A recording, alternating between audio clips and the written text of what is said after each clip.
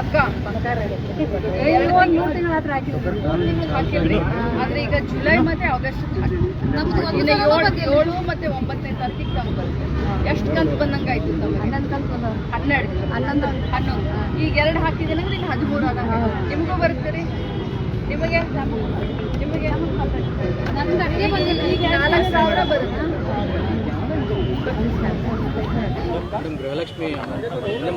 ಮಹತ್ವಾಕಾಂಕ್ಷೆ ಯೋಜನೆಯಾದಂಥ ಗೃಹಲಕ್ಷ್ಮಿಯ ಹಣವನ್ನು ಜುಲೈ ಮತ್ತು ಆಗಸ್ಟ್ ತಿಂಗಳಿನ ಹಣವನ್ನು 2 ಕಂತಿನಲ್ಲಿ ಈಗಾಗಲೇ ಬಿಡುಗಡೆ ಮಾಡಿದ್ದೀವಿ. ಅವರ ಅಕೌಂಟಿಗೆ ಜುಲೈ ತಿಂಗಳ ಹಣ 7ನೇ ತಾರೀಕಿಗೆ ರಿಫ್ಲೆಕ್ಟ್ ಆಗುತ್ತೆ, 9ನೇ ತಾರೀಕಿಗೆ ಆಗಸ್ಟ್ ತಿಂಗಳ ಹಣ ರಿಫ್ಲೆಕ್ಟ್ ಆಗುತ್ತೆ. ಸುಮಾರು 5,000 ಕೋಟಿ ಹಣವನ್ನು ಈಗಾಗಲೇ ಹಾಕಿ ಬಂದಿದ್ದೀನಿ. ಸೊ 2,500 ಕೋಟಿ ಹಣ ಒಂದು ತಿಂಗಳಿಗೆ, ಇನ್ನು 2,500 ಕೋಟಿ ಹಣ ಇನ್ನೊಂದು ತಿಂಗಳಿಗೆ. ಸೊ ಜುಲೈ ಮತ್ತು ಆಗಸ್ಟ್ 4,000 ಹಣವನ್ನು 1,22,00,000 ಗೃಹಲಕ್ಷ್ಮಿಗಳ ಅಕೌಂಟ್ಗೆ ಈಗಾಗಲೇ ಬಿಡುಗಡೆ ಮಾಡಿದ್ದೀವಿ. 7 ಮತ್ತು 9ಕ್ಕೆ ಅವರಿಗೆ ಅದು ತಲುಪುತ್ತೆ.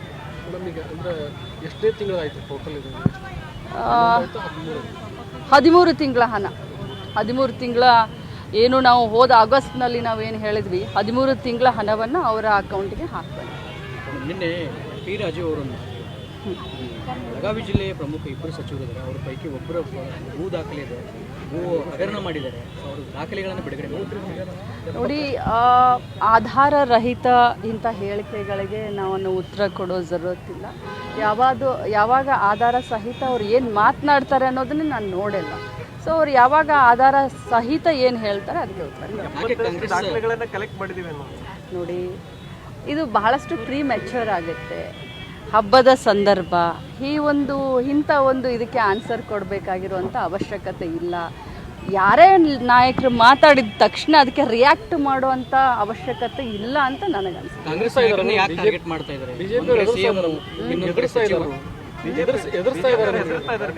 ಯಾರಿಗೂ ಹೆದರೋದು, ಬಗ್ಗೋದು, ಜಗ್ಗೋದು ಇಲ್ಲ ಅಂತ ನಾನು ಹೇಳಿದ್ದೀನಿ, ನಮ್ಮ ಮುಖ್ಯಮಂತ್ರಿಗಳು ಹೇಳಿದ್ದಾರೆ.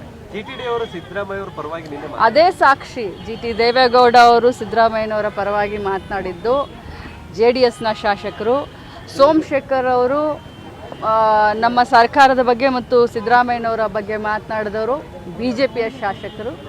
ಇದೇ ಸಾಕ್ಷಿ ನಾವು ಯಾವ ರೀತಿ ಸರ್ಕಾರವನ್ನು ಮತ್ತು ಯಾವ ರೀತಿ ಕೆಲಸವನ್ನು ಮಾಡ್ತಾ ಇದ್ದೀವಿ ಅಂತ. ಕರ್ನಾಟಕದಲ್ಲಿ ಗೃಹಲಕ್ಷ್ಮಿ ಯೋಜನೆ ಬಗ್ಗೆ ಟೀಕೆ ಮಾಡ್ತಾರೆ ಬಿಜೆಪಿಯವರು. ಹರಿಯಾಣದಲ್ಲಿ 2,100 ರೂಪಾಯಿ ಕೊಡ್ತೀನಿ ಅಂತ ಹೇಳಿ ಘೋಷಣೆ ಮಾಡಿದ್ದಾರೆ. ನೋಡಿ, ಮೊದಲನೇದಿಂದ BJPಯವರ ಒಂದು ಚಟ ಇದೆ. ಎಲ್ಲ ಕಾಂಗ್ರೆಸ್ ಪಕ್ಷದಿಂದ ಆಗುವಂಥ ಕಾರ್ಯಕ್ರಮಗಳನ್ನ, ಯೋಜನೆಗಳನ್ನು ಟೀಕೆ ಟಿಪ್ಪಣೆ ಮಾಡ್ತಾರೆ. ಆಮೇಲೆ ಅದೇ ಯೋಜನೆಗಳು ಸರಿ ಇದ್ದಾವೆ ಅಂತ ಅನುಷ್ಠಾನ ಮಾಡಲಿಕ್ಕೆ ನಮ್ಮದು ಕಾಪಿ ರೈಟ್ ತೊಗೊಂಡಿದಂಗೆ ಮಾಡ್ತಾರೆ BJPಯವರು. ಕಾಂಗ್ರೆಸ್ ಪಕ್ಷದ ಕಾಪಿ ರೈಟನ್ನು ತೊಗೊಂಡಂಗೆ BJPಯವರು ಆ್ಯಕ್ಟ್ ಮಾಡ್ತಾ ಇದ್ದಾರೆ. ಏನು ಕಾಪಿ ರೈಟನ್ನು ಇನ್ನು ನೋಡಬೇಕು, ಇನ್ನು ಜನ ಹಾಕಬೇಕು ಅವ್ರ ಮೇಲೆ. ಯಾಕಂದರೆ ಲಾಡ್ಲಿ ಬೆಹನಾ ಅಂತ ಮಧ್ಯಪ್ರದೇಶದಲ್ಲಿ ಮಾಡಿದರು. ಈಗ ಮಹಾರಾಷ್ಟ್ರದಲ್ಲಿ 2,000 ರೂಪಾಯಿಯನ್ನ ಗೃಹಲಕ್ಷ್ಮಿ ಥರನೇ ಅನೌನ್ಸ್ ಮಾಡಿದ್ದಾರೆ. ಜಮ್ಮು ಕಾಶ್ಮೀರದಲ್ಲೂ ಕೂಡ ಮಾಡಿದ್ದಾರೆ, ಹರಿಯಾಣದಲ್ಲೂ ಕೂಡ ಮಾಡಿದ್ದಾರೆ. ಸೊ ಬಹುಶಃ ಕಾಂಗ್ರೆಸ್ ಪಕ್ಷದ ಕಾಪಿ ರೈಟನ್ನು BJP ತಗೊಂಡಿದ್ದಾರೆ.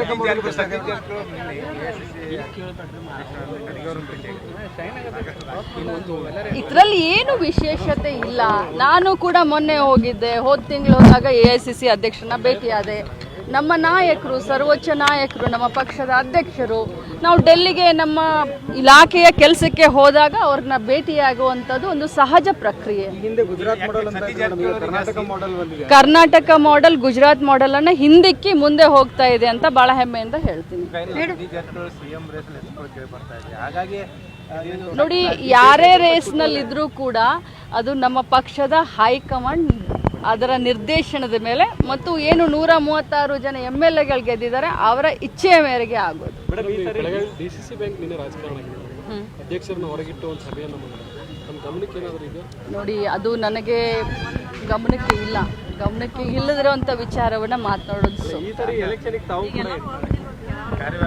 ನೋಡೋಣ, ಇನ್ನೂ ಟೈಮ್ ಬರಲಿ, ಕರೆಕ್ಟ್ ಟೈಮ್ಗೆ ನಾನು ಹೇಳ್ತೀನಿ. ಇನ್ನೊಂದು ವರ್ಷ ಇದೆ, ಎಲ್ಲರೂ ತಯಾರಿ ಮಾಡ್ತಾ ಇದ್ದಾರೆ, ನಾವು ಕೂಡ ತಯಾರಿ